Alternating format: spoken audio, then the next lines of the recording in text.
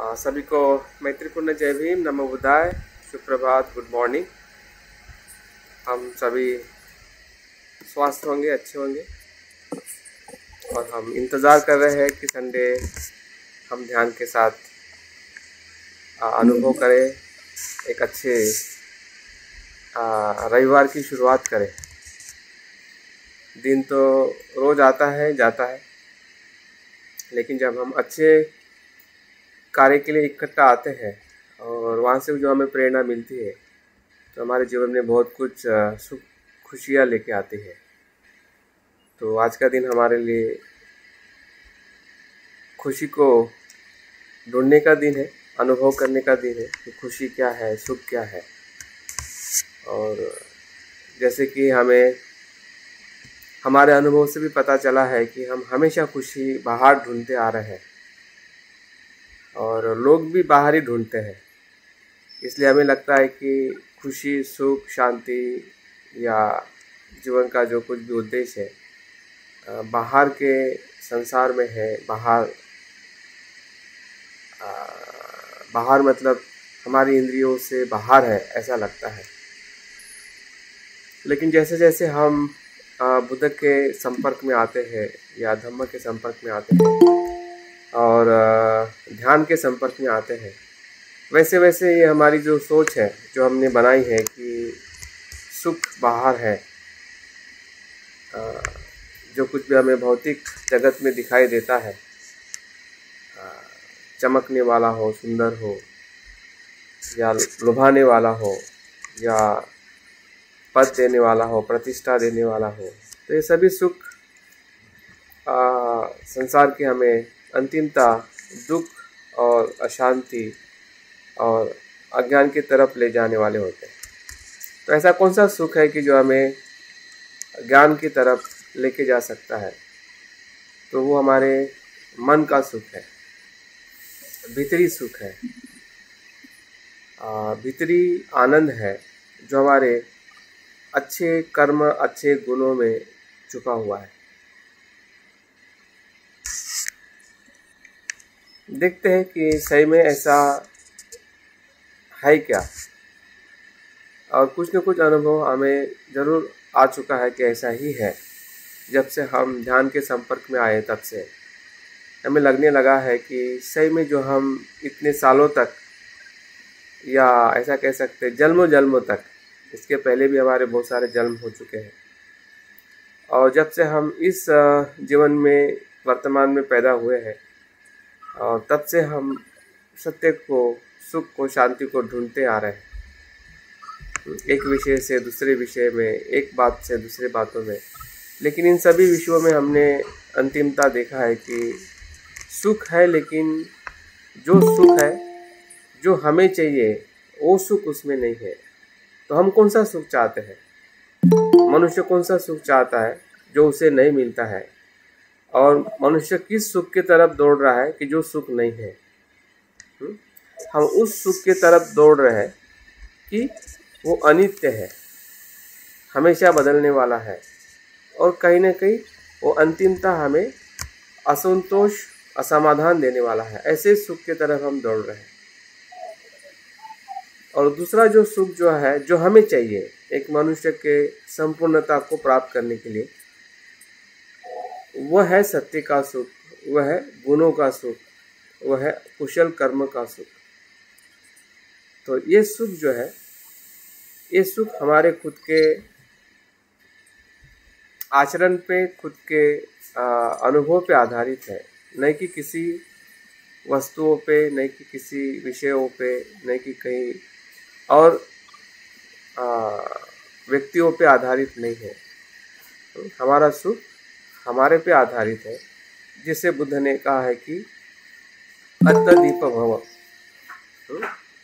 कि स्वयं के निर्माता या स्वयं के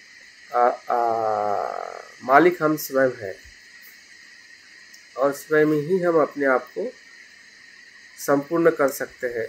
और ये बात बुद्ध ने जो खोजी है, वही हम भी खोजने का प्रयास कर रहे हैं, और वही संपूर्णता हमें दे सकती है। तो आज के इस वर्ग में मैं आप सभी का स्वागत करता हूँ कि जिस सुख की तलाश में हम बार बार इस वर्ग में या इस प्रकार के धम्म के संपर्क में हम आ रहे हैं, कहीं न कहीं हमारे वही कुशल कर्म की शक्ति है, प्रेरणा है कि जो हमें ऐसे कुशल कार्य के लिए प्रेरित करती है। और वो प्रेरणा ही कहीं न कहीं भीतरी सुख को ढूंढने के लिए हमें मार्ग दिखाती है, या हमें और हमारी इच्छा है सत्य को ढूंढने की, उसी को हम श्रद्धा कहते हैं, उसी को हम विश्वास कहते हैं कि मुझे समझ में आ रहा है कि मेरा सुख जो है वो बाहर नहीं बल्कि मेरे भीतर के परिवर्तन में है, मन के शुद्धि में है। देखते हैं कि मन की शुद्धि या भीतर का मार्ग जो है वैसे बहुत ही अस्पष्ट मार्ग है, क्योंकि वहाँ पे शब्दों से ज़्यादा अनुभव पे आधारित रहना पड़ता है। जैसे कि मैं आपको शब्द कह रहा हूँ, या बुद्ध ने भी हमें शब्द कहे हैं कि ये शील है, ये समाधि है, ये प्रज्ञा है, ध्यान में आनापान सति है, ध्यान में इस प्रकार से मन होता है, ध्यान में उस प्रकार से मन होता है, ये सभी शब्द है। और इस शब्द का आधार लेके जब हम भीतर जाते हैं तो हमें वो शब्द को समझना बड़ा कठिन हो जाता है कि वो शब्द का अर्थ क्या है। और इसलिए हमें भीतर ध्यान करते समय हमें बहुत सारी परेशानियां होती है कि हम समझ नहीं पाते कि हमारा मन क्या है, और मन के जो अलग अलग पहलू है, या मन का जो स्वभाव है कुशल और अकुशल, उसको समझते हुए आगे जाना बड़ा कठिन लगता है। तो कठिन इसलिए लगता है क्योंकि हम सिर्फ शब्दों को पकड़ के आगे जा रहे हैं। शब्द जो है वो हमें सिर्फ मदद करते हैं भीतर तक जाने के लिए। जैसे कि कोई चाबी है, वो सिर्फ ताला खोलने के लिए मदद करती है, उससे आगे चाबी का कोई काम नहीं है। आप देखिए, जब आप ताला खोलते हो तो उसके बाद में चाबी का क्या काम है? कुछ नहीं, बाकी तो दूसरा काम है कि ताले के साथ में उसकी जो कड़ी खोलना, फिर भीतर जाना, भीतर में निवास करना, भीतर का आनंद लेना, उसमें फिर की का कोई रोल नहीं है, वो चाबी को छोड़ देना पड़ता है। तो वैसे ही जो हमें शब्द सुनने में आते हैं या अभ्यास करते हैं हम, उस शब्द को हमने छोड़ के भीतर में जो अनुभव हो रहा है, श्वास का हो, हमारे शरीर का हो, हमारी वेदनाओं का हो, या मन के अंदर चलने वाले जो भी विचार है कुशल अकुशल, उसका हमें अनुभव लेना है, वो ध्यान है। तो मुझे ये बताने का मैंने इसलिए शुरुआत में प्रयास किया है कि आपके ध्यान के भीतर जो कुछ भी समस्या है, या जो कुछ भी हम धम्म जीवन जी रहे हैं, और उसमें कहीं ना कहीं हमें अस्पष्टता रहने की वजह से, या जिसे हम शंका कहते हैं, या जो हमारी समस्या है उसको जब हम सही अर्थ में नहीं समझने के वजह से हम काफ़ी वही के वही घूमते रहते हैं। तो घूमना धम्म नहीं है। घूमना क्या है? ये संसार है। अगर हम ध्यान करके भी अगर घूमते रहेंगे तो इसका मतलब हम ध्यान के पहले संसार में थे, और ध्यान करते हुए भी हम संसार में ही पड़े हैं। ध्यान का मतलब है रूपांतरण, एक स्तर से दूसरे स्तर में जाना। सामान्य चित्त से एक विशेष चित्त का, जिसे हम लोकोत्तर चित्त कहते हैं, मन कहते हैं, उसका अनुभव लेना, वो ध्यान है जो हमें ऊंचाई और सूक्ष्मता की गहराई की तरफ ले जाता है। तो उस सूक्ष्मता की तरफ जाने के लिए हमें अपने प्रश्नों को समझना, निवरणों को समझना बहुत ही महत्वपूर्ण है। हम शब्दों में समझ चुके हैं कि क्या क्या हमें दिक्कतें आती है, लेकिन हम प्रयास कर रहे हैं कि थोड़े हम अपने अनुभव के साथ उसको कैसे समझें। तो अगर आपका जो कुछ भी प्रश्न होगा ध्यान के संदर्भ में, तो ध्यान करने के पहले उसके ऊपर हम काउंसलिंग कर सकते हैं, आप सवाल पूछ सकते हैं, ताकि हम उसके बारे में थोड़ी चर्चा करते हुए, उसको समझते हुए अगर हम ध्यान करेंगे तो निश्चित ही हमारा ध्यान जो है और गहरा हो सकता है। तो मैं आप सभी को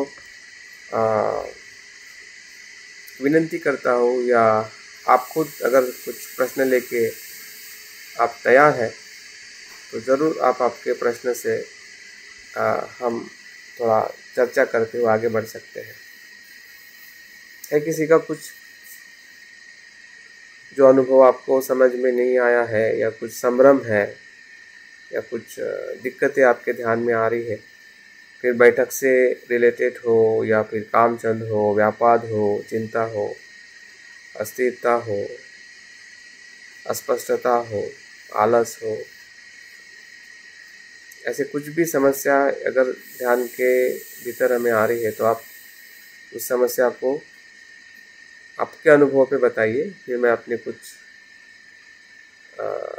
मार्गदर्शन करके मैं बताने का प्रयास करूँगा। कुछ है?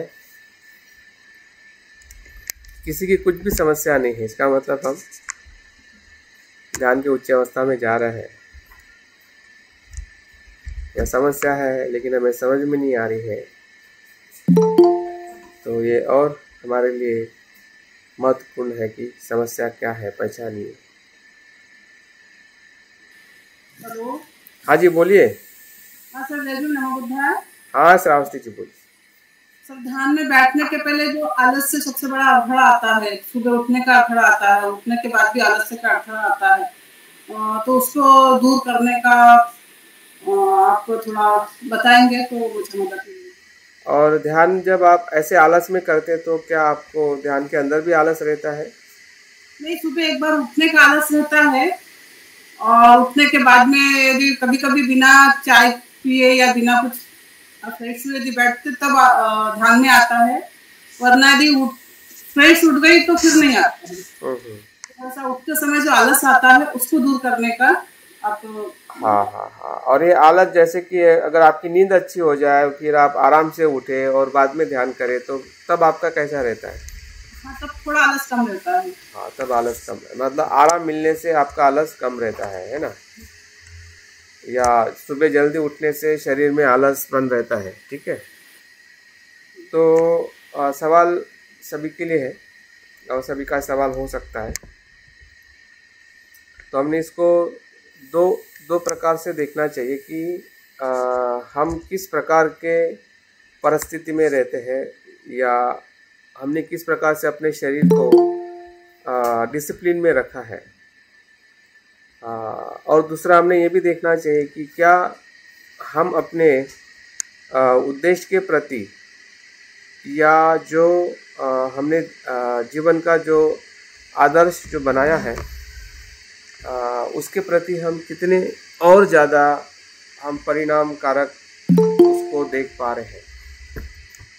जैसे कि अगर हम बुद्ध के समय या बुद्ध के पूरे संघ को देखते हैं, जिसमें भिक्षु भिक्षुनियाँ, उपासक उपासिका या सभी प्रकार के मनुष्य आते हैं, तो हम भी एक ऐसे व्यक्ति है, ऐसे अनुयायी है बुद्ध के, कि जो हम सांसारिक जिम्मेदारी को लेकर, क्योंकि हम परिवार में रहते हैं, और जो परिवार में नहीं रहने वाले जो भिक्षु भिक्षुनियाँ है वो एक मोनेस्ट्री में रहती है, भिक्षु संघ के साथ में रहते हैं, तो उसका जीवन बहुत ही डिसिप्लिन, और उनके लिए उनका शरीर का मेंटेन करना और रहना, और पूरे उनके जीवन का जो उद्देश्य जो उन्होंने पूरा समर्पित किया है, तो उसके हिसाब से उनका शरीर वैसे ढलते जाता है।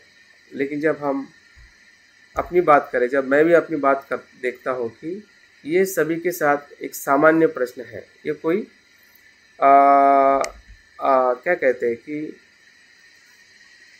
एक बड़ी समस्या नहीं है, क्योंकि हम ऐसे परिस्थिति में रहते हैं कि हमारे जो कर्म है, या हमारी जो संसारिकता है, पारिवारिक जिम्मेदारियां है, कि हमारा जो शरीर ज़्यादा ऐसे कामों में थक जाता है, या हम ऐसे व्यस्त रहते हैं, और उस सांसारिक व्यस्तता के वजह से हमारा मन भी कहीं न कहीं उस शरण गमन की जो कुछ न कुछ निरंतरता है वो खोते रहता है। और जहाँ पे श्रद्धा का या जिसे हम धम्म छंद कहते हैं और दूसरा हम उसको प्रतिज्ञाबद्धता कहते हैं, इसमें जितना खंड होते रहेगा वही जो खंडता जो है या उसकी जो निरंतरता कम रहने के वजह से हमारे जो सभी जगह पे और विशेषता जब हम सुबह उठते हैं और सुबह उठने का अगर हमारा रोज का शेड्यूल नहीं है तो निश्चित ही है कि जब हम ज़्यादा थके हुए रहते हैं या ज़्यादा हम अपने समस्या में रहते हैं, सांसारिक अगर हमें समस्या है, चिंता है या भय है, तो निश्चित ही उसका परिणाम हमारे शरीर पर और हमारे नींद पर होता है। और जब हम सुबह उठते हैं तो हमारा शरीर और हमारा मन जो है ध्यान के लिए पूरी तरह से तैयार नहीं होता है। तो उसको हमने, क्योंकि अगर समस्या है तो समस्या के कारण के साथ अगर उसको हम देखेंगे, ढूंढेंगे, तो हम उसको स्वीकार करेंगे। सबसे पहली जो किसी की समस्या का अगर निदान कहाँ से होता है तो उस समस्या को कारण के साथ में स्वीकार करना, उसके ऊपर कार्य करना दूसरा स्टेप है। अभी उसके ऊपर कार्य करने के लिए दो बातें हमारे पास में खुली रहती है। अगर हमें उसका कारण के साथ अगर उसको हम स्वीकार करते हैं, क्योंकि पहली बात तो हम ऐसे जगह पे रह रहे हैं कि वो जगह हम बदल नहीं सकते हैं। हम आपके परिवार की जिम्मेदारी छोड़ के आप मोनेस्ट्री में जा नहीं सकते हैं। अभी आपके परिवार के जगह को ही मोनेस्ट्री बनाना है या विहार बनाना है या ऐसी जगह बनाना है कि जहाँ पे आप बोधिसत्व का आचरण कर सकें। तो हमारे लिए बहुत बड़ा चैलेंज है, हमारे शरीर के लिए भी चैलेंज है। घर के लोग कितनी मदद करते हैं, नहीं करते हैं, हमारा घर कैसे है, किस प्रकार से हम अच्छी तरह से मेंटेन कर सकते हैं अपने पूरे दिन को या पूरे जीवन को। तो ये सभी के लिए अलग अलग समस्याएं हो सकती है। लेकिन अगर हम शरीर, आलस और नींद की अगर हम बात करते हैं तो ये सभी शरीर के साथ जुड़ी हुई जो हमारी रोज़ की जो चर्या है, सुबह से उठ के रात के सोने तक, और उसके अंदर भी हम जो हमारा जो खान पान है और हमारे जो घर की जो इश्यूज जो है, किसी का आर्थिक प्रॉब्लम होगा, कोई किसी का जॉब का प्रॉब्लम होगा, किसी का शारीरिक प्रॉब्लम होगा, सामाजिक प्रॉब्लम होगा, और आजकल कोरोना की वजह से भी भाई एक प्रकार का जो भय है, उससे आने वाला जो आलस है, चिंता है, निराशा है। तो ये सभी बातें कहीं न कहीं हमारे पूरे शरीर को, हमारा जो हार्मोन सिस्टम है या शरीर के भीतर चलने वाली जो एक प्रकार की प्रक्रिया है, उसको क्या शिथिल कर देती है। और जहाँ पे ज़्यादा शिथिलता आ जाती है वहाँ पे आलस का रहना होना एक स्वाभाविक है। तो उस पे अगर हमें कार्य करना है तो जैसे कि उठने के बाद आप ठंडे पानी से आपके चेहरे को साफ करिए, आपकी आँखों में पानी डालिए, ठंडा पानी, ठीक है। आपकी आँखों की एक्सरसाइज करिए। आँखों को एक्सरसाइज में आँखों को बंद करना, खोलना, साइड लेफ्ट राइट में उसको मूवमेंट करना। आँखों की मसाज करिए। जब आपको आलस आता है तो आँखों की मसाज करने से धीरे धीरे उसको अगर आप दबाते हैं, उसके मसल्स को थोड़ा उसके साथ में आप मसाज करते हो तो वहाँ की जो मसल्स जो है वो उसके अंदर का जो स्ट्रेस है वो रिलीज़ हो जाता है। थोड़ी हल्की फुल्की एक्सरसाइज करिए, क्योंकि आलस कोई ऐसी चीज़ नहीं है कि जो अपने आप चली जाएगी। जब तक अभी आप कहोगे कि पूरी तरह से आलस चला जाए तो हमें पूरी तरह से भी समर्पण करना पड़ेगा, हमें चिवर लेना पड़ेगा और हमें मोनेस्ट्री में जाना पड़ेगा या घर में ही उस प्रकार से हमें वातावरण बनाना पड़ेगा जो कि तुरंत हमारे लिए वो संभव नहीं है और सभी के लिए तो बिल्कुल संभव नहीं है। तो उसके लिए बहुत सारी परिस्थितियां हमें ज़रूरत होती है। और सबसे बड़ी परिस्थिति हमारा शरण गमन की जो निरंतरता जो है वो जब तक नहीं बन पाती है तब तक हमारे शरीर में ये 5 न्यूरॉनों का रहना या जिसे हम राग द्वेष मोह कहते हैं उसका रहना वो स्वाभाविक है लेकिन उसका रहना और उस पर कार्य करना दो बातें अलग है। उसको रहने देना वो हमारा काम नहीं है, ठीक है, वो हमारा कार्य नहीं है। उसको रहते हुए उसके साथ में मैनेज कैसे करना, उसको कम कैसे करना। अगर कोई समस्या, अगर आलस आ रहा है तो तुरंत आपके शरीर में थोड़ी अब एक्सरसाइज करिए तो आलस चला जाएगा। अगर आप चाय पी रहे हैं तो चाय ज़रूर पीजिए, लेकिन दूध और शक्कर की चाय मत पीजिए, हर्बल टी पीजिए, ठीक है। हर्बल टी आपके बॉडी को और आपके फ्रेशनेस को फिर से वापस ला सकती है। और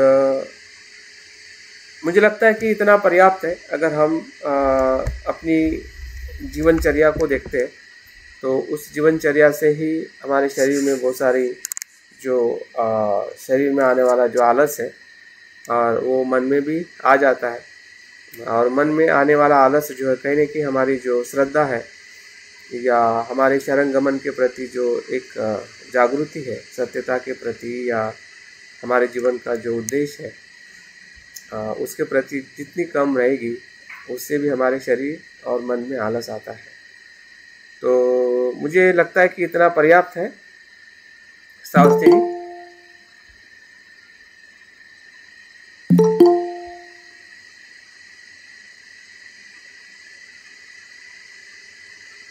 ठीक है, और कोई प्रश्न? हेलो। हाँ जी, बताए जय भीम सभी को। हाँ डाबी बोलिए। इस श्रावस्ती जी ने जो प्रश्न किया उसके रिलेटेड एक प्रश्न है। हाँ जी बोलिए। जब हम ध्यान करते हैं ना तो अगले दिन कुछ नींद पूरी नहीं होती या तो थकान होता है, उसकी वजह से जब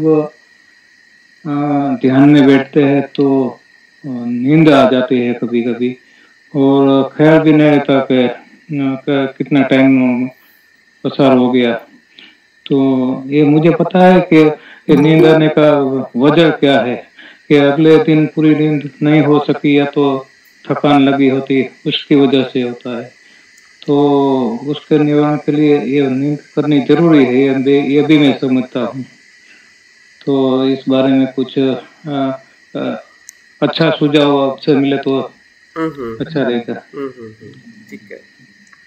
तो अभी आलस, अभी हम उस जगह पे आ गए हैं, मतलब जहाँ पे हमें भीतरी जो, जैसे कि श्रावस्ती का जो सवाल जो था वो एक शुरुआत का समस्या थी कि उससे हम कैसे उस पर कार्य करें। उसके बारे में मैंने थोड़ा जितना मैं समझ सका उतना मैंने बताया। और डाबी जी अभी जो उन्होंने जो प्रश्न किया है वो भीतरी जो शत्रु जो है, जिसे हम न्यूरन कहते हैं, स्तीन मित कहते हैं, है ना, जिसे हम स्तीन मित कहते हैं, आलस, शरीर और मन का आलस, ये हमारे ध्यान की एक बहुत ही खतरनाक कह सकते हैं। खतरनाक इसलिए क्योंकि वो पूरा समय आपका ले लेता है और आपको पता ही नहीं चलता है।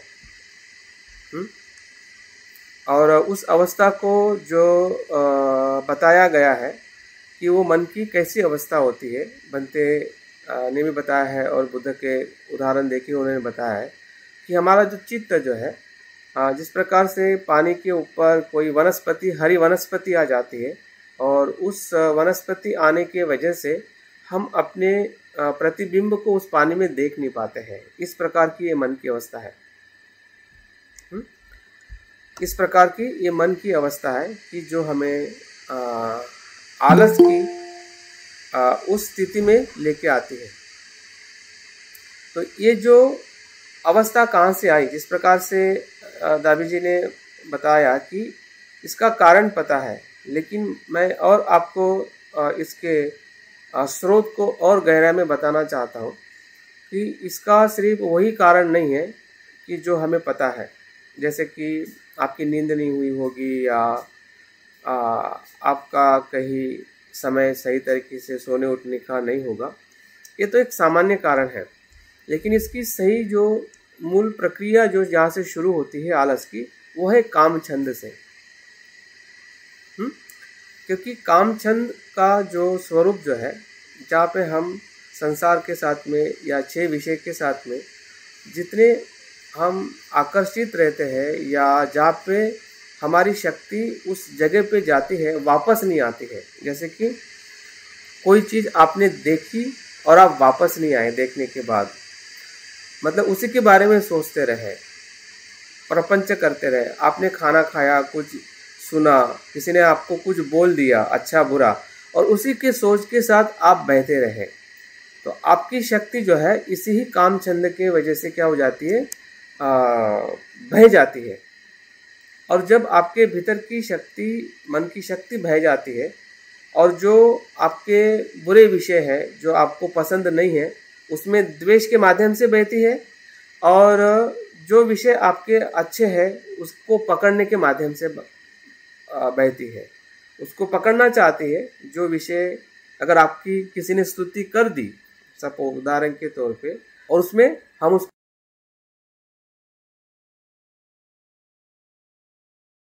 पकड़ के रखेंगे कि नहीं, मैं ऐसा ही हूँ, और मुझ में ऐसा ही है, और मुझे ऐसा ही लोगों ने कहना चाहिए, और वो चीज़ हम और लोगों के साथ में मन ही मन उसके बारे में हम सोचते रहते हैं, और उस प्रकार से हमारे जो काम छंद जो है काम करता है। और द्वेष भी उसी जगह पे काम करता है। जब काम छंद और द्वेष जहाँ पे काम करता है, और वो करते करते थक जाता है, वो करते करते जब मन थक जाता है तो वो आलस की अवस्था में आ जाता है। जैसे कि आपके मन के अंदर काम छंद आ गया ध्यान के समय, कि भूतकाल में आपने कुछ किया था, उसका एक थॉट आ गया है। भविष्य में जो आप करने वाले हो उसका एक थॉट आ गया। फिर क्या होता है देखिए, जैसा थॉट आया किसी भी प्रकार का, तो वो थॉट के साथ हम बात करने लगते हैं, बड़बड़ करने लगते हैं। जैसे आप बड़बड़ करने लगते हैं, बात करने लगते हैं कि ये अच्छा है, ये ऐसा ही मैंने करना चाहिए था, ऐसा नहीं करना चाहिए था, हाँ मैं अभी ऐसा करूँगा, वो वैसा करूँगा। तो देखिए आपका जो काम छंद है, अगर उसमें आपका लोभ है तो आपको पसंद आएगा, अगर द्वेष है, पसंद नहीं है तो द्वेष करेगा। ये क्यों आया अभी, मुझे इसका विचार क्यों आया, इसका मुझे इस पर्सन का नाम मेरे मन में क्यों आया, हाँ मैं इसको तो याद नहीं कर रहा था, फिर भी आएगा, और उसके प्रति आप द्वेष तिरस्कार करते रहोगे। और उस द्वंद्व के अंदर आपका शरीर और मन क्या हो जाता है, थक जाता है। जैसे थक जाता है, जैसे कि हम खाना खाने के बाद थक जाते हैं, या कुछ काम करने के बाद हम थक जाते हैं और शरीर क्या हो जाता है, सुस्त हो जाता है व्यवहारिक तौर पे। वैसे ही मन के अंदर जब हम ध्यान करते हैं, ध्यान के अंदर जो हमारा मन झगड़ के थक जाता है, तो क्या चला जाता है, वो डाउन चला जाता है, उसकी एनर्जी क्या हो जाती है, वेस्ट हो जाती है, और वही एक आलस का जो रूप जो है वो हमारे ध्यान के अंदर काम करता है। तो इसका स्रोत सिर्फ खाना पीना यही नहीं है, जो ध्यान के अंदर आने वाला जो हमारा न्यूरन जो है, जिसे हम आलस या थिन मीट कहते हैं, ये दोनों प्रकार का होता है। जो शरीर में आ रहा है वो शायद खाने पीने से आ सकता है, जो आपकी अगर नींद नहीं हुई है या कुछ खाने में आपका ज़्यादा कम ज़्यादा आ गया है, तो शरीर का आलस शायद भार का कारण हो सकता है। लेकिन अगर आप ऐसा नहीं हुआ है और फिर भी अगर हमारा मन आलस में जा रहा है, तो समझ जाइए कि वो हमारे ध्यान के अंदर ही जो न्यूरन जो आ रहे हैं, विशेषता काम छंद में हमारी जो शक्ति हम वहाँ पे इस्तेमाल कर रहे हैं। हम ऐसा नहीं देख रहे कि काम छंद आ रहा है और चले जा रहा है, लेटिंग गो नहीं कर रहे हैं। उसको आने देने और जाने देने में अगर हम असफल है, तो वो अपना जो छाप है या जाल है वो पूरी तरह से बिछा लेता है, और हमें पता ही नहीं चलता है कि उस जाल में हम फंस चुके हैं। और इसलिए हमें स्मृति का या उस समय जो उपाय करना है, कि एक ही उपाय करना है कि वो थॉट कितना भी अच्छा हो, वो विषय कितना भी अच्छा हो या कितना भी बुरा हो ना, उसके साथ हमें अटैच होना है, ना उसको हमें धिक्कारना है, सिर्फ उसको स्वीकार करते हुए उसको आकाश की तरह जैसे बादल आते हैं उस प्रकार से ही देखना है। वही उस पे उपाय है। अगर वो उपाय अगर वहाँ पे हम नहीं करते हैं, उसके साथ में अगर एंगेज हो जाते हैं, उसके साथ में अगर इन्वॉल्व हो जाते हैं, तो समझ जाइए कि उसका परिणाम आपके आलस में, द्वेष में वो और इवन आपकी शंका तक लेके जाता है। आपको डाउट होने लगता है कि अगर ऐसा ही है तो ध्यान से मुझे क्या लाभ मिलेगा, और बिल्कुल नहीं मिलता है।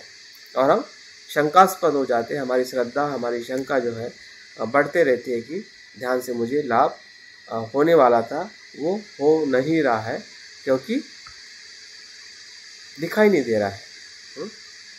अगर बार बार हमें इसी प्रकार से अगर आलस में अगर हमारा ध्यान होगा तो निश्चित ही हमें फिर ध्यान करने की जो इच्छा है कम होगी और हम शायद ध्यान भी नहीं कर पाएंगे।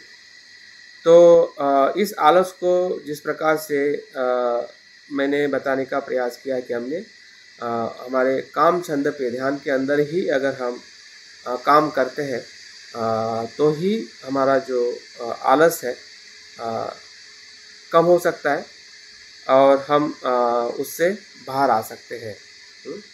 और फिर आप डायरी मेंटेन करिए कि आपका ये आलस है ये कहाँ पे ज़्यादा कब रहता है। हो सकता है कि वो किसी एक दिन के ध्यान में हो और दूसरे या शाम को ध्यान करोगे तब नहीं होगा, या कोई आनापान सती में हो सकता है, या मैत्री भावना में नहीं होगा, या मैत्री भावना में हो सकता है आनापान सती में नहीं होगा। तो उसके ऊपर हम फिर अलग से देख सकते हैं कि आपकी जो ध्यान की जो पसंदगी है उसमें आपको शायद आलस कम रहता होगा, क्योंकि आपका जो समझने का उसके प्रति जो आपका तरीका है वो और स्पष्ट है और इसलिए उसमें आलस कम रहता है। और जहाँ पे हमारी स्पष्टता या ध्यान में काम कैसे, स्पष्टता का मतलब ये है कि ध्यान में हमने अपने आप को कैसे प्रयास करना है, वो स्पष्टता। जैसे कि मैंने शुरुआत में कहा कि आपको चाबी दी हुई है, चाबी से सिर्फ दरवाज़ा खुलेगा, उसके भीतर चाबी का कुछ काम नहीं है। बुद्ध ने हमें मार्ग दिया है, हाँ, तो वो सत्य का दरवाजा खुलेगा। सत्य नहीं दिया है बुद्ध ने, सत्य तो आपके अनुभव से ही प्राप्त करना है। अगर आपने उस शब्दों को ही सत्य मान लिया तो आप तो भटकते रहोगे, कोई भी हमें अंदर मदद नहीं कर पाएगा। ना बुद्ध के शब्द मदद करेंगे, ना कोई इंसान आपको भीतर में मदद करेगा। आपको मदद करने वाला आपका ही मन है। अगर आपको कामचंद आ रहा है तो उसको आपको ही देखना है वो क्या है, उसको स्वीकार आपको ही करना है, और स्वीकार करने के बाद में उसको चले भी जाने देना है।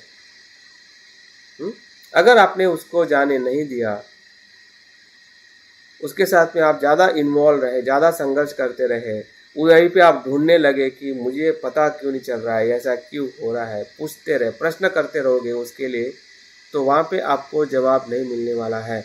क्योंकि हमारा मन अभी सक्षम नहीं है, इसलिए वहाँ पे प्रश्न करके आपको कुछ भी मिलने वाला नहीं है। वो जगह सही नहीं है वहाँ पे प्रश्न पूछने की। अगर उसी आधे घंटे के ध्यान के अंदर अगर आप वहीं पे प्रश्न पूछने लगोगे, वहीं पे ढूंढने लगोगे कि क्यों और कैसे हो रहा है,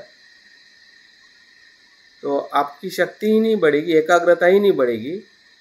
हाँ, ना उसको आप ढूंढ पाओगे, ना आपका ध्यान आपको कुछ अच्छा दे पाएगा।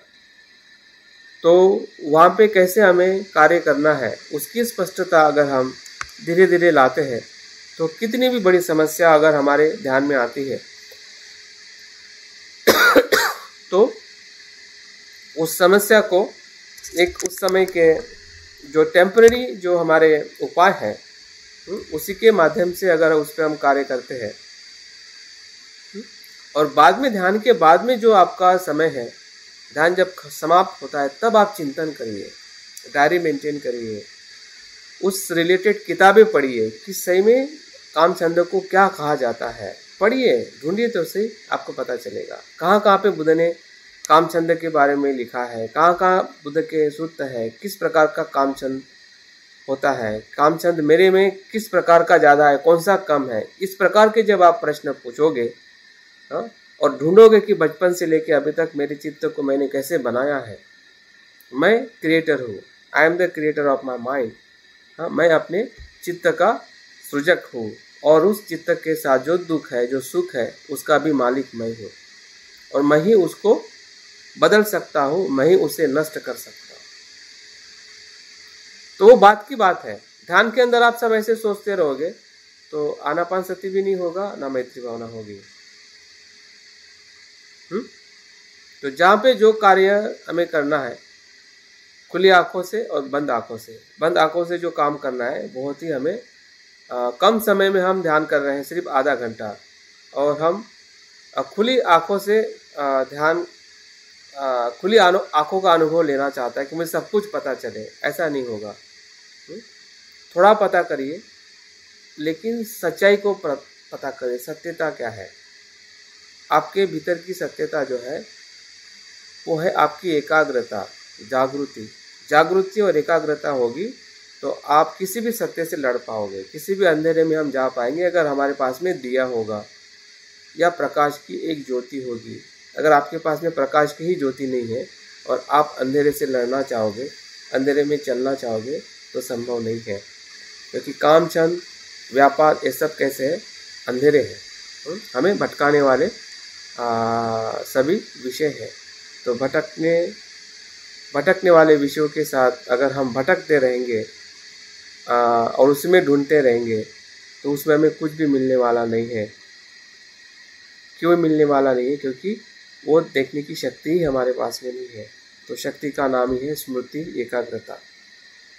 तो स्मृति एकाग्रता की तो निश्चित ही उसको हम ढूंढ भी लेंगे और नष्ट भी कर देंगे, जिस प्रकार बुद्ध ने उसको ढूंढा और नष्ट किया। तो मुझे लगता है कि दाबी जी इतना और बाकी सभी के लिए इतना पर्याप्त है कि हमारे आलस पे अगर कार्य करना है तो हमें काम छंद से लड़ना नहीं है, समझ के उसको सिर्फ स्वीकार करना है। तो आपका आलस निश्चित ही है धीरे धीरे कम होगा और पूरी तरह से वो कम होते हुए दिखाई देगा। नमस्ते। हाँ, थैंक यू। हाँ, सर, मेरा ये तो समझा कि आप निर्वाण मतलब आपने बोले कि आलस कैसे दूर करना है, लेकिन कैसे होता है ना सर, 15 दिन के बाद या अपन जो जैसे मैं डेली रूटीन मेरा फिक्स करती हूँ, तो वो डेली रूटीन में क्या होता है, वो डेली रूटीन मेरा 2 महीना चलता है, फिर उसके मेरा आलस मेरे ऊपर हावी होता है, तो वो मेरे ऊपर 15 दिन या 8 दिन रहता है। उसके बाद फिर मैं अपने आप को फिर मोटिवेट करती हूँ और से फिर 2 महीना मेरा अच्छे से चलता है कि एक्सरसाइज करना है, मॉर्निंग में जल्दी उठना है, और से फिर मेरा आलस मेरे पे हावी होता है। ऐसे ही चलता है मेरा। हाँ। तो इसके ऊपर और मैं क्या कर सकती हूँ, ये पूछना था मुझे। हाँ। नहीं, ये बहुत ही अच्छा है चूंकि क्षणी की कोई भी चीज़ हमने फिक्स नहीं रखनी चाहिए। ठीक है, कि अगर आप 2 महीने तक या 15 दिन तक भी कर रहे हैं, बहुत ही अच्छा है, क्योंकि उस समय और उसके बाद में हमारा मन क्या होता है, बदलने लगता है, परिस्थितियाँ बदलती है, आपके भीतर की जो जागृति है, भीतर का जो डिमांड कह सकते हैं, डिमांड का मतलब है कि आपकी इच्छा जो है धम्म के प्रति हो या संसार के प्रति हो, कामचंद हो या धम्मचंद हो, हाँ, उस समय के साथ में बदलता है। तो जैसे कि आप 15 दिन तक मैं अगर बताना चाहता हूँ कि काम छंद अगर डाउन है तो आपका धम्म छंद ऊपर आ रहा है, तभी आप वो 15 दिन तक बहुत ही अच्छी तरह से डिसिप्लिन में या आपके धम्म जीवन में आप काफ़ी आगे रहते हैं। 15 दिन के बाद में क्या होता है कि फिर आपको जो पुराना जो मन है वो फिर से हावी होने लगता है, क्योंकि अप डाउन जो धम्म का है बनते यहाँ पे ऐसा कहते हैं कि जिसके जीवन में अप डाउन नहीं है उसका धम्म जीवन ही नहीं है। बनते के शब्द को समझने का प्रयास करें। जो ऐसा कह रहा है कि मेरा धम्म जीवन अच्छा चल रहा है, ध्यान अच्छा हो रहा है, सब कुछ अच्छा हो रहा है, मैं अच्छा हूँ, तो समझ जाइए कि उसका धम्म जीवन 0 है। जो कह भी रहा है और मान भी रहा है कि मैं ऐसा ही अच्छा जीवन जी रहा हूँ। बनते यहाँ पे सतर्क करना चाहते हैं कि धम्म जीवन ऐसा बिल्कुल नहीं हो सकता है। धम्म जीवन स्ट्रगल जीवन है, संघर्ष का जीवन है और चैलेंज का जीवन है। जो आप बता रहे हैं कि 15 दिन तक आप काफ़ी अच्छी तरह से धम्म छंद के साथ में रहते हैं, लेकिन फिर से हमारा जो काम छंद जो है वो हावी हो जाता है और आपके 15 दिन के प्लानिंग को फिर से वो रिवर्स में लेके जाता है। तो रिवर्स में जब जा रहा है तब हमें थोड़ा जागरूक रहना है और अपने आप को थोड़ा और अपडेट करना है। जैसे कि अगर आपको लग रहा है कि आपका ये ध्यान जो है यहाँ पे नहीं करना चाहिए, दूसरे समय पे करना चाहिए, आप किसी काम में व्यस्त है तो उसको पूरी तरह से पूर्ण कर लीजिए। कोई भी बौद्ध धर्म का जीवन फिक्स नहीं है। अगर आप 5 बजे पूरे महीना भर उठे तो अच्छी बात है, लेकिन 1 महीने के बाद में अगर आपके पास में दूसरा चैलेंज आ गया, आप बीमार पड़ गए या फैमिली में कोई प्रसंग है या आपका जॉब का कुछ प्रॉब्लम है, हाँ, तो उसके वजह से आप डिस्टर्ब हो गए, नेचुरली है। और उस डिस्टर्ब के साथ में उस जो प्रॉब्लम को हमने ज़्यादा समस्या हल करने पे हमने ज़्यादा फोकस करना चाहिए।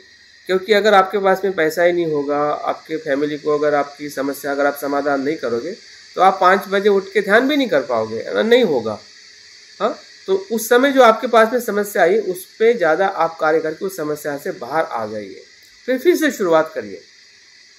तो आप देखोगे कि ऐसा होना कि कोई समस्या इसलिए नहीं है अगर आप उसको उस प्रकार से देखते हैं कि मेरा धम्म जीवन जो है वो हमेशा चैलेंजिंग लाइफ है, हमेशा बदलने वाला लाइफ है और उसको मैंने उसी प्रकार से मेंटेन करना सीखना चाहिए।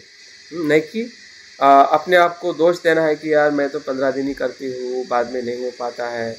हाँ, ऐसा अगर हम सफ्रेश हो जाएंगे या हम गिल्टी फील करेंगे तो हमारा धम्म जीवन और पीछे जा सकता है। और पीछे जाने का कारण अक्सर यही रहता है कि हम निराश हो जाते हैं, यार मुझसे मेरे बस की बात नहीं, 15 दिन ही तक मैं कर पाता हूँ या कर पाती हूँ। लेकिन ऐसा नहीं है। अगर आपने 15 दिन किया है और कुछ समस्या आ गई, इसका मतलब यह है कि 15 दिन तो आपने किया है ना। हाँ, अगर आपने 15 दिन किया और समस्या आई 2 दिन के बाद में चली जाएगी तो वो 15 दिन आपके 20 दिन में बदल सकते हैं। 20 दिन किया तो 20 दिन 30 दिन में बदल सकते हैं, क्योंकि आपने 15 दिन ऑलरेडी किया है। आप उसके साथ में रहे हैं, डिसिप्लिन के साथ, आपके धम्म जीवन के साथ। हाँ, तो यही बदलाव या आपका जो भी डिसिप्लिन है, भले हमारा 15 दिन का टाइम टेबल हो, 1 महीने के बाद अगर हम फेल हो जाते हैं तो वो फेल होना नुकसानदायक नहीं, लाभदायक है। क्योंकि हमारी शुरुआत वहाँ से हुई है जहाँ से हमने की है, और वहाँ पे हम बुद्ध नहीं है, है ना। हम प्रबुद्ध नहीं है, हम प्रबुद्ध होने वाले हैं। तो होने वाले हैं वो बहुत लंबी स्टेज है, वहाँ तक हमें चलते रहना है। लेकिन भीतर में जो आने वाली जो प्रक्रिया है, हमारी जो डिसिप्लिन छूट जाती है, हमारा रेगुलर छूट जाता है। हाँ, लेकिन छूटने के बाद किस कारण से छूटा हुआ है या कौन सी समस्या आ गई है, तो उस समस्या पे थोड़ा हमने समाधान करते हुए या उसकी पूरी जिम्मेदारी को लेते हुए फिर से हमने अपने आध्यात्मिक जो भी जीवन है या दिनचर्या है या हमारा धम्म छंद है, उसको फिर से हमने बरकरार रख के फिर से उसके साथ में हमें आगे जाने का प्रयास करना चाहिए। तो मुझे लगता है कि इस प्रकार से मैं भी मुझे भी ऐसा होता है, मुझे लगता है सभी के साथ ऐसा होता है कि हमारा जो प्लानिंग है 1 हफ्ता 15 दिन तक चलता है और फिर से हम बदल जाते हैं कि ऐसा क्यों हुआ है। तो आप चिंता ना करें, आपके उसी हौसले को फिर से कंटिन्यू बनाए रखिए। उस समय चला जाता है तो कोई बात नहीं है, फिर से आप स्टार्ट करिए। यही रिफॉर्मेशन है, यही गृह त्याग है।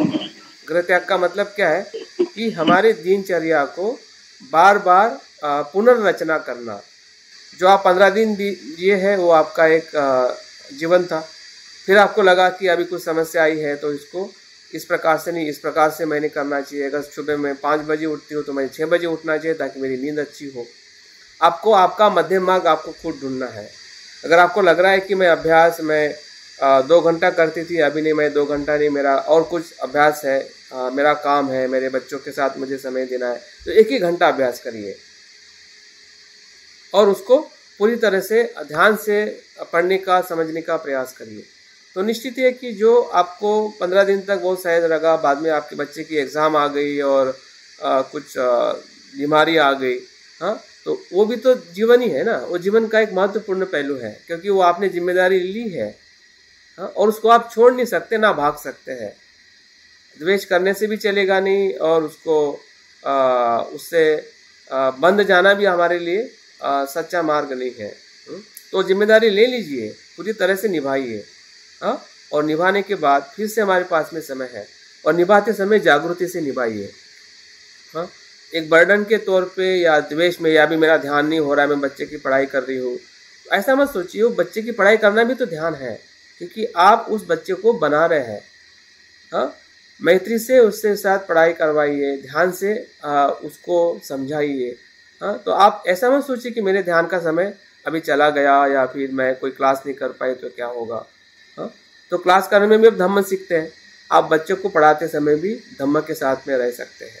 अगर आप में वो बदलाव आप देखना चाहते हैं कि मेरा जो जीवन जो है वो बटा हुआ नहीं है। हाँ, हमें बांटना नहीं है कि धम्म का जीवन अलग है और संसारिक जीवन अलग है। संसारिक जीवन में हमें धम्म को वापस लाना है, ताकि आप आपके बच्चों के साथ, या अगर हम बीमार हैं, बीमारी में भी हमने देखना चाहिए। जब हम बीमार होते हैं या घर में कोई बीमार रहता है, तो आपकी करुणा है, आपकी भीतर की जो सत्यता है, उसके संपर्क में आ जाइए, तो वहाँ पे भी ध्यान है। ध्यान कहाँ पे नहीं है। हाँ, लेकिन जब हम उसको बांट देते हैं कि ये ध्यान है, ये ध्यान नहीं है, तो बुद्ध ने ऐसा नहीं कहा है। बुद्ध ने हमें मध्यम मार्ग दिया है, और मध्यम मार्ग हमें खुद ढूंढना है आपके अनुभव पे। और हर एक व्यक्ति की जीवन शैली या परिस्थिति अलग होने से मैं एक ही बात सभी के लिए नहीं कह पाऊँगा। और आप भी इस प्रकार से कभी भी धम्म को मत लीजिए कि किसी ने कह दिया कि वो सभी के लिए एक जैसा ही होगा, तो वो भी एक जैसा नहीं होता है। क्योंकि आपकी परिस्थिति में आप अलग इंसान हो, और दूसरा इंसान अलग परिस्थिति में अलग है, तो उन्होंने अपनी परिस्थिति के अनुसार धम्म को लेना चाहिए, उसका सराव करना चाहिए। तो मुझे लगता है कि इतना पर्याप्त है, और इस प्रश्न के साथ हम यहाँ पे काउंसलिंग हम समाप्त करते हैं और ध्यान की तरफ हम बढ़ते हैं। Thank you sir. Thank you, चिंता मत करिए, बढ़ते रहिए, ठीक है। हाँ सर, थैंक यू। चलिए, थैंक यू वेरी मच। मुझे लगता है कि काफ़ी अच्छे प्रश्न पूछ के हमने अपने ध्यान की जो समस्या है, और समस्या के साथ जो कुछ भी सुझाव मैंने दिए हैं, ज़रूरी नहीं कि मेरे सुझाव ही आप माने, आप अपने तरफ से भी देख सकते हैं। आपका भी प्रयोग आप खुद के अनुभव से करें कि आपको लगता है कि ये नहीं, ऐसा नहीं, ऐसा मैं करूँ तो मैं इस समस्या से दूर हो सकती हूँ। लेकिन ज़रूर करिए, क्योंकि समस्या का अगर कारण आप नहीं ढूंढोगे और समाधान नहीं ढूंढोगे, तो हमारा ध्यान गहराई में नहीं हो सकेगा। क्योंकि हमें अंतिमता इसी की खोज करनी है, दुख और दुख का कारण क्या है, और सुख का मार्ग क्या है, जिसे हम 4 आर्य सत्य कहते हैं। ये हमारी अंतिम मंजिल है, और उसकी शुरुआत भी उसी ही तत्व से होती है जब हमें कुछ ध्यान में समस्या आती है और हम उसको स्वीकार करते हैं, और फिर बाद में धीरे धीरे उसको हम ढूंढते हैं कि इस समस्या से पूरी तरह से मैं कैसे मुक्त हो सकूं। और वही हमारा अंतिम लक्ष्य है कि हमें संपूर्णतः दुखों से मुक्त होना है। तो ठीक है, अभी हम ध्यान के तरफ